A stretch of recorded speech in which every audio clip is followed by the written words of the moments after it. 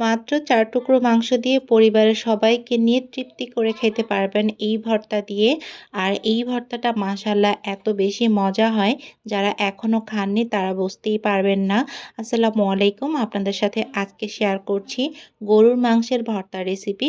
ইনশাআল্লাহ এই ভর্তার রেসিপিটা আপনাদের সবার কাছে অনেক বেশি ভালো লাগবে, কারণ এই ভর্তাটা এমনিতেও অনেক বেশি মজার। তাই বলবো যারা এখনো খাননি তারা অবশ্যই এই রেসিপিটা ফলো করে ভর্তাটা একবার ট্রাই করবেন। এখানে আমি ভর্তার জন্য যা যা লাগছে সবকিছু রেডি করে নিয়েছি। চুলায় কড়াই বসিয়ে আমি প্রথমেই দিয়ে দিয়েছি 1 টেবিল চামচ সয়াবিন তেল। তারপর যেই 4 টুকরো মাংস নিয়েছিলাম এগুলোকে আমি একদম কুচি কুচি করে কেটে নিয়েছি, যেন খুব তাড়াতাড়ি সিদ্ধ হয়ে যায় যেহেতু ভর্তা বানাবো। তারপরে দিয়ে দিচ্ছি 6টা শুকনো মরিচ। আজকের ভর্তা আমি 2 রকমের মরিচ দিব। তারপর দিয়েছি এখানে 6টা কাঁচা মরিচ। দিয়ে দিচ্ছি কেটে রাখা কয়েক টুকরো আদা। আদাটা দিলে কিন্তু এই ভর্তার স্বাদটা অনেক বেড়ে যায়। এখন দিয়েছি একটা রসুন। আর এইখানে ছিল 3টা পেঁয়াজ কুচি। পেঁয়াজটাকে আমি একটু ছোট ছোট করে কেটে নিয়েছি। এখন পরিমাণ মতো লবণ দিয়েছি। এখানে 1/2 চামচ লবণ ছিল। এখন দিচ্ছি 1/2 চামচ হলুদের গুঁড়া, 1/2 চামচ মরিচের গুঁড়া, আরও দেব 1/2 চামচ ধনিয়া গুঁড়া। এই সবগুলো দেওয়ার পরে এখন আমি খুব ভালো করে সবগুলো একসাথে মিক্স করে দিব, যেন মাংসের ভিতরে সবগুলো মশলা খুব ভালো করে ঢুকে যায়। আপনাদের বলবো যারা এখনো এই ভর্তাটা খাননি তারা অবশ্যই এই ভর্তাটা বানিয়ে খাবেন। ইনশাআল্লাহ আপনাদের কাছে অনেক বেশি ভালো লাগবে। আর ভর্তা খাওয়ার পরে কিন্তু আমাকে অবশ্যই কমেন্ট করে জানিয়ে যাবে আপনাদের কাছে ভর্তাটা কেমন লেগেছিল। আর আপনার কাছে যদি আমার ভর্তা রেসিপিটি ভালো লাগে অবশ্যই আমার ভিডিওতে একটি লাইক করে দিবেন আর কমেন্ট করে আমাকে জানাবেন।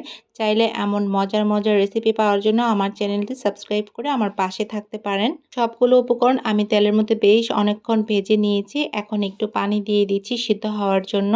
পানি দেওয়ার পরে আমি 10 থেকে 15 মিনিটের মতো ঢেকে সিদ্ধ করে নিব।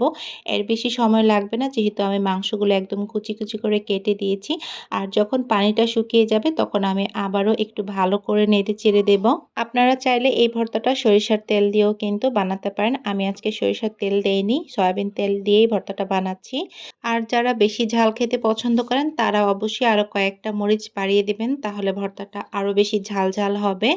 আর আমি এই পানিটা কিন্তু একদম শুকিয়ে আরও একটু ভালো করে ভাজা ভাজা করে নিয়েছি। ভাজার পর কিন্তু কালারটা এরকম হয়েছে।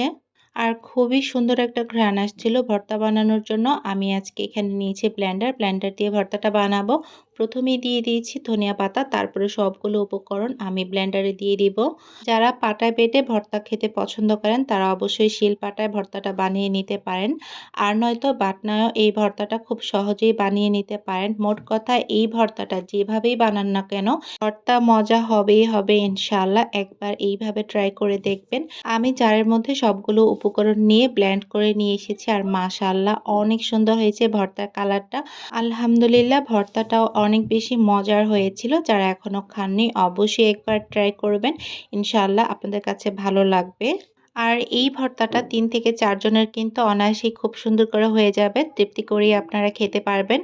বাসায় মেহমান আসলে এই ভর্তাটা একবার বানিয়ে খাওয়াবেন, তাহলে আপনার হাতের এই ভর্তার কথা সারা জীবন মনে রাখবে। মাংস রান্নার পাশাপাশি যদি এইভাবে ভর্তাটাও সাথে রাখেন তাহলে কিন্তু আপনার মাংস রান্নার চেয়ে ভর্তাটাই সবাই বেশি পছন্দ করবে। আশা করছি আজকের ভিডিওটা আপনাদের সবার কাছে অনেক বেশি ভালো লেগেছে।